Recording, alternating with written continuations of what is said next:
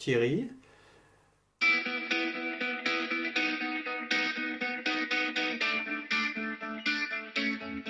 Comme un écrivain, vraiment ancré dans l'état d'auto.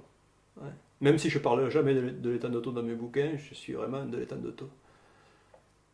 Ouais, je crois que je suis hyper curieux. Donc c'est cette curiosité qui me nourrit depuis que je suis gamin. Donc c'est comme ça que je suis devenu écrivain alors que j'ai rien de prédestiné. C'est comme ça que j'ai commencé à faire de l'informatique, à programmer, des choses comme ça. Donc la curiosité, c'est ce qui m'a toujours guidé et qui continue de me guider. Si je découvre pas un truc nouveau dans la journée, je trouve que c'est pas une bonne journée. La ténacité. Je lâche pas le morceau. Je me compare souvent à un bulldog. Quand j'ai une proie, je la lâche pas. Donc ouais, je crois que c'est. Je savais pas ça quand j'étais jeune, mais avec l'expérience, je sais que je lâche pas. Quand je veux faire quelque chose, je le fais, je recommence, je recommence. Donc je lâche pas le morceau. J'en ai beaucoup, j'en ai beaucoup. Le pire, je sais pas ce que c'est le pire, mais j'ai pas de tact. J'insulte facilement tout le monde. Je m'énerve facilement. Je suis pas forcément très tolérant. Ouais, j'en ai beaucoup de défauts. J'aimerais être plus cool avec les gens, peut-être plus aimer les gens, parce que je, je sais que je suis pas hyper sympathique. Voilà, j'aimerais être super cool. J'aimerais avoir du charisme. J'aimerais avoir du charisme. Je vois des gens, j'ai des copains, ouais, ils arrivent à quelque part, ouais, tout le monde les aime. Moi, j'ai tendance à toujours à. C'est graissant, quoi. Voilà, je suis dans le. Voilà, ça frotte toujours, mais c'est sûrement lié à des problèmes dès l'enfance, mais je sais.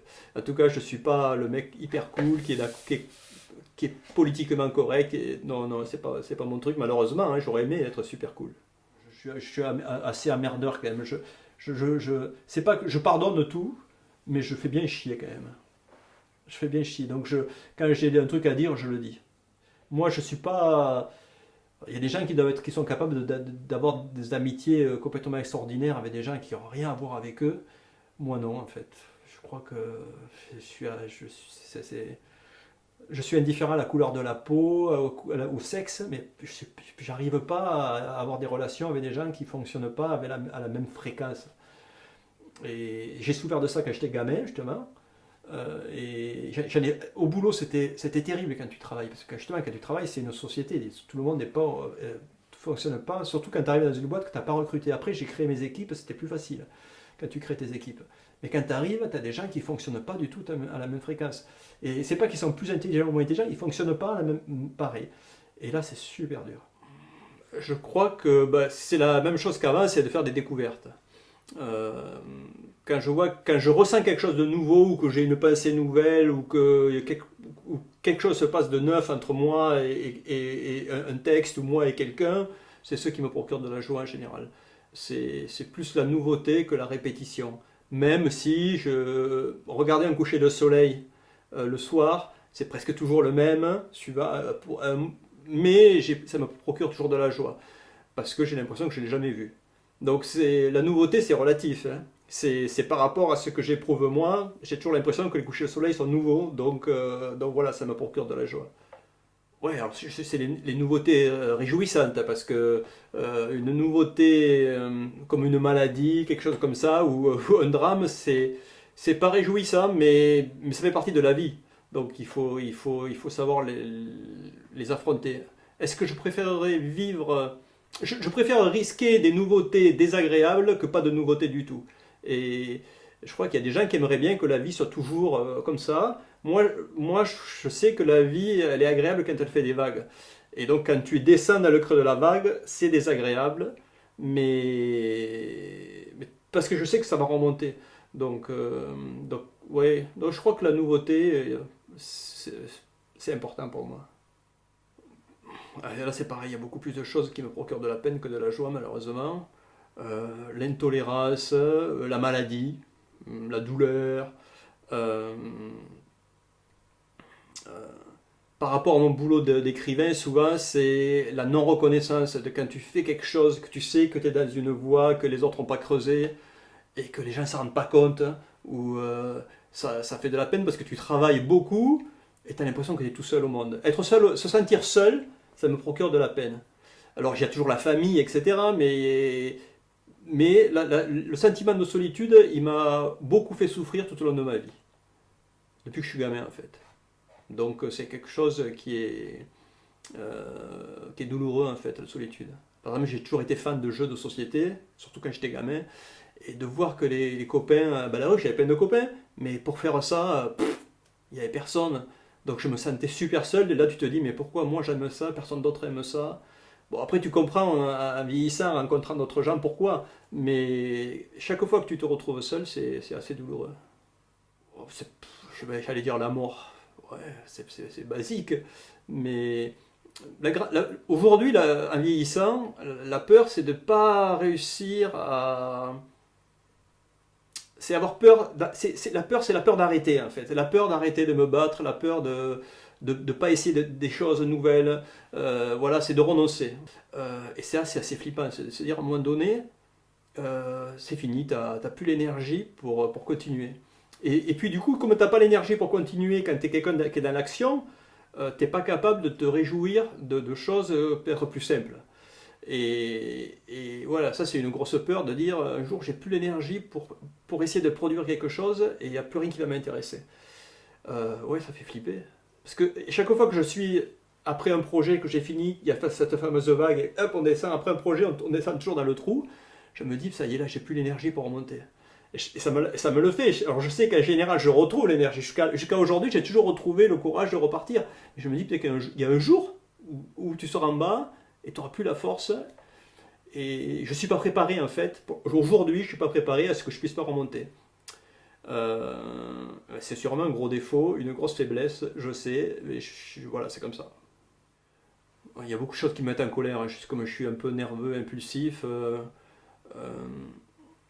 Je supporte pas en fait une sorte d'intolérance par rapport à la nouveauté.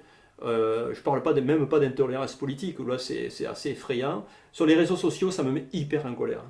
Je poste de moins en moins de choses alors que j'ai été complètement addict, j'ai écrit des bouquins là-dessus au début. Et, et aujourd'hui, ça me met hyper en colère de voir ce que les gens balancent sans réfléchir. Euh, euh, Ouais, ou que nos hommes politiques prennent des décisions sur des modèles de pensée qui sont totalement obsolètes. J'ai l'impression que je vis avec un décalage de 50 ans avec eux. Ça me terrifie de voir que le monde tourne encore avec des vieilles idées. Euh, voilà, où les gens, en ce moment, moi je passe mon temps à essayer de comprendre comment fonctionnent les IA, les intelligences artificielles, et de voir que la plupart des gens critiquent ces trucs, alors ils n'ont jamais essayé de regarder, de chercher à comprendre. Moi j'essaie de chercher à comprendre pour pouvoir avoir un discours sur les IA, mais je ne dis pas ah c'est nul, sans avoir testé ça n'a pas de sens. Et donc voilà, il y a beaucoup de choses qui me mettent en colère, donc je suis très coléreux. C'est d'avoir été prétentieux. Euh, Quand j'étais. Donc en fait, quand j'ai fini mes études ici dans le Midi, je suis parti bosser à Paris comme en gros tout le monde. Donc j'ai passé 3 ans comme ingénieur, un informaticien, et puis ça me gonflait, je suis devenu journaliste. Et très vite, j'ai eu une carrière ouf, comme ça, voilà. Et je suis devenu rédacteur en chef très vite. J'ai eu très vite un certain nombre de pouvoirs dans ce milieu. J'ai très bien gagné ma vie. Donc j'avais 2 assistantes qui s'occupaient de moi tout le temps. Je voyageais partout dans le monde. Donc c'était un peu délirant. C'est à l'époque où je commençais à écrire. Bien sûr, je commençais à écrire mes bouquins aussi. Et un jour, il y a le patron de Grasset qui m'appelle en me disant qu'il faudrait retravailler un texte. Et je l'ai pris complètement de haut. C'était au lieu de l'écouter, et j'ai grillé une énorme cartouche ce jour-là, par connerie de jeunes coqs en fait. J'ai, il y avait le décalage entre ce que je vivais dans le boulot, qui était un truc à fond de train, et puis un éditeur qui t'appelle. Et voilà, j'ai grillé cette cartouche, et sûrement que ça aurait changé ma vie complètement si j'avais. Je ne sais pas si ça aurait été mieux, mais je sais que si j'avais réagi comme il faut, aimablement avec ce gars-là, j'aurais été publié beaucoup plus tôt et par une maison plus prestigieuse. J'ai attendu longtemps avant voilà, de connaître ces gens-là. Voilà, donc j'ai perdu peut-être 20 ans dans mon parcours d'auteur, mais au contraire, ça m'a permis d'être plus radical. Je suis hyper actif, donc je pense que c'est une force psychologique d'être hyper actif, c'est-à-dire que je m'arrête jamais. Quand je dors pas, il faut que je fasse quelque chose. Donc il y a un canapé à la maison, j'y suis jamais. ça m'arrive d'aller faire une petite sieste, mais si je suis jamais dans le canapé en train de bouquiner on n'a pas de télé par exemple, il y a pas d'endroit chez nous où on se pose pour regarder, que ce soit des deux côtés, que ce soit moi ou Isabelle, on s'est bien trouvé là-dessus, on est hyper actif.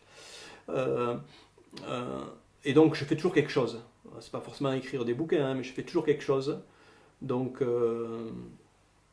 donc ça, c'est un travers, ou je sais pas, le workaholisme. Donc ça, c'est vraiment un trait psychologique. C'est sûrement lié à des peurs, à des angoisses. Je sais pas, voilà, les psys peuvent tenter d'expliquer ça. Mais en tout cas, ouais, je suis hyper actif. Et physiquement, ben, ça se traduit physiquement aussi, parce que voilà, il faut que je fasse, il faut que je bouge. Donc soit je bouge dans ma tête, soit il faut que je bouge dans mon corps. Je suis pas trop, je suis pas. Quand j'étais plus jeune, je pouvais passer du temps au café. Aujourd'hui, je suis incapable de passer du temps au café.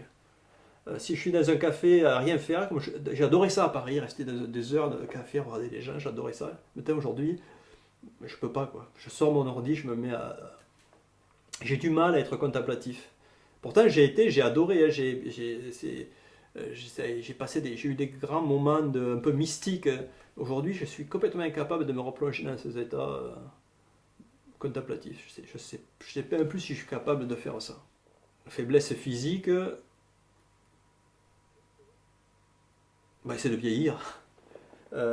Aujourd'hui, le fait de vieillir, je sens qu'il y a des choses que je pouvais faire avant que je ne peux plus faire. Je le vois par rapport aux gamins. Je vois qu'eux, ils sont encore comme ça et moi, je descends. Mais ça se vit assez bien parce que tu transformes, physiquement, c'est beaucoup plus facile que psychologiquement de parler de ça. Parce que physiquement, en vieillissant, on a l'endurance qui a tendance à pas baisser, voire à augmenter. Alors que l'impulsivité, l'énergie, ben, elle n'est plus là. Donc il ne faut pas chercher à aller sur ce terrain-là parce que c'est vraiment, tu n'es plus fait pour ça. Donc moi j'ai même découvert que je pouvais être super endurant. Faire des choses à vélo que j'aurais jamais pensé à faire. Même à 40 ans, je fais des choses aujourd'hui qu'à 40 ans je ne pouvais pas faire. On m'aurait dit tu peux faire ça. Non. Donc il y a beaucoup de. Ça veut dire que psychologiquement, j'ai découvert que j'avais physiquement une force à moi que je ne savais pas que j'avais. Et je ne savais pas. Mais en fait, cette capacité d'endurance que je me découvre dans le sport, c'est la même qu'on a besoin pour écrire des bouquins. Parce qu'un bouquin, tu peux écrire une chanson en une après-midi, plein de compositeurs ont fait ça. Ou même des symphonies, des choses qui ont été écrites hyper rapidement. Écrire des bouquins un après-midi, non, quoi. Il faut y revenir, ça prend du temps. Même si tu peux écrire. J'ai réussi à écrire un bouquin en un mois, 3 semaines. Mais il y passe un temps de dingue. Mais c'est déjà 3 semaines. Et puis des fois, Eratosthène, j'ai mis 14 ans. J'ai bossé 14 ans dessus en le reprenant 50 fois ce bouquin, tous les semaines. Donc cette persévérance, c'est bien c'est un trait psychologique. Donc ça, c'est dans le côté de la qualité. Et l'inconvénient, c'est le doute, je pense. Psychologiquement, j'ai toujours... comme mon père a jamais accepté ce que j'étais devenu, je pense que j'ai toujours le doute de ne pas être à ma place. Et c'est une énorme faiblesse. J'ai toujours besoin que les autres me portent un regard sur ce que je fais, parce qu'autrement, j'ai l'impression que je fais de la merde. Et c'est assez difficile en tant qu'artiste, parce que t'as pas toujours du retour. Et des fois, tu serais tenté de faire des trucs un peu sympas pour que les gens soient sympas avec toi. Et là, tu te perds quand tu fais ça. Donc, chaque fois que j'ai essayé d'aller vers là, après, j'ai jamais été content de moi. Donc, mais j'ai toujours ce besoin qu'on me dise oui, c'est bien. En fait, ça me motive quand les gens sont cool avec moi. Moi, je suis pas cool avec eux, mais j'aime bien que les gens soient cool avec moi. Donc ça montre bien que j'ai quand même une grosse faiblesse. Et là, je pense que je la traîne depuis que je suis gamin. Non, je fais du vélo. Et pour moi, le vélo, c'est une sorte d'écriture. Parce que je fais du vélo, mais j'aime bien essayer d'explorer les moindres recoins de notre territoire et de l'élargir toujours plus. Donc, pour faire des parcours, il faut les tracer avant. Donc sur la carte, il faut dire on va passer là, on va passer là. Donc il y a une sorte d'écriture, de raconter une histoire sur la carte pour la balade qu'on va faire. Voilà, donc j'ai l'impression que quand je fais du vélo, je continue à écrire d'une certaine façon. Donc tu écris sur le territoire des traces. Donc je fais beaucoup de vélo. À part faire du vélo, bon, je fais de la programmation. Je continue à bricoler, mais c'est lié à l'écriture, parce que souvent je fais des trucs qui vont me servir pour écrire. Euh, euh, J'écris, puis après je m'occupe un peu de la maison, je fais les courses, je fais des choses de quotidien. Mais je fais pas beaucoup d'autres choses, hein, en fait. Si je suis pas en train de produire quelque chose, j'ai pas 50 000 passions où j'irai, non. Non. Je vais pas dans les fêtes, par exemple, ça me gonfle, je m'emmerde en général. Parce que dès qu'il y a de la musique, il y a du bruit, on ne peut pas avoir de vraies conversations. Donc ça m'intéresse pas forcément. Je suis pas hyper social pour ça, parce que je m'emmerde en fait la société. Sauf que je trouve des gens qui sont sur mes terrains. Mais c'est rare. Il y a un truc, quand on écrit, même quand on fait du vélo, ou même quand on discute avec des copains, il y a des moments dans la vie où on a des sortes des petits moments d'extase. C'est-à-dire des moments où on a l'impression que tout est plus intense, qui est plus fort, où on sent mieux, on sent mieux. Voilà, moi j'ai appelé ça, quand j'étais plus jeune, l'hyperconscience. C'est on a l'impression, euh, c'est tout sauf le lâcher prise qu'on nous rabâche les oreilles. C'est pas lâcher prise, c'est le contraire. Tu as l'impression que, au contraire, tu attrapes tout, tout est là. Et quand tu parles avec des gens, oui, tout marche, tout a l'air de s'emboîter parfaitement. Il y a ces moments dans la vie exceptionnels où d'un seul coup tout a l'air, comme si on avait pris encore une fois une drogue. Et je crois que j'adore ça. Donc ça me passionne. Et j'écris comme je fais du vélo, comme beaucoup d'autres choses, parce que je sais qu'à un moment donné, il y a des moments comme ça qui surgissent. Euh, et qui ne surgissent pas si je suis si je suis passif. En fait, ça demande une activité où si je suis énervé, il faut être disponible, il faut se mettre dans un état où on va pouvoir capter ces moments-là. Et donc, je crois que je suis assez tendu vers ces moments d'extase. J'allais dire l'amour. Euh, je crois qu'il y a c'est ce qui se passe entre nous qui a de la valeur, je pense. Après le reste, je pense qu'un écolo absolu, moi je suis plutôt écolo, mais il va dire que la planète, mais je pense que c'est plus important encore ce qui se passe entre nous que la planète. Et bien sûr, il faut que la planète aille bien pour qu'il puisse se passer des choses entre nous, parce qu'autrement, mais je crois que c'est ce qui passe entre nous. Donc que ce soit des idées, des émotions, c'est ce qui se passe entre nous. Hmm. Je veux dire, en tout bateau, l'écoute, je crois qu'on ne s'écoute pas assez en général. Donc, ceux qui écoutent plus que ceux qui parlent. Là, c'est moi qui fais que parler, donc c'est pas cool. Euh, mais souvent, des fois, tu vas dans des soirées et tu as interrogé plein de gens. Il n'y a personne qui t'a posé une question de la soirée. Tu te dis, putain, merde. Moi, au bout d'un moment, je m'en vais. Je n'insiste plus maintenant. Mais voilà, souvent les gens, ils sont pas curieux. Donc, et moi aussi, des fois, je suis pas curieux. Mais je trouve que c'est l'écoute, c'est vachement important. Celui qui écoute pas, hein, c'est le contraire. Donc c'est celui qui fait que parler, que raconter sa vie. J'en connais plein des gens comme ça, des gens qui peuvent passer. Tu sais que si tu les as une soirée, tu vas pas en placer une, ils vont parler toute la soirée. Et quitte à te raconter des trucs qu'ils t'ont déjà raconté 100 fois. Les gens qui sont très sympas par ailleurs, et puis quand ils commencent, ça y est, ils sont partis. En général, ça va avec un peu d'alcool. Moi, je bois pas d'alcool, donc.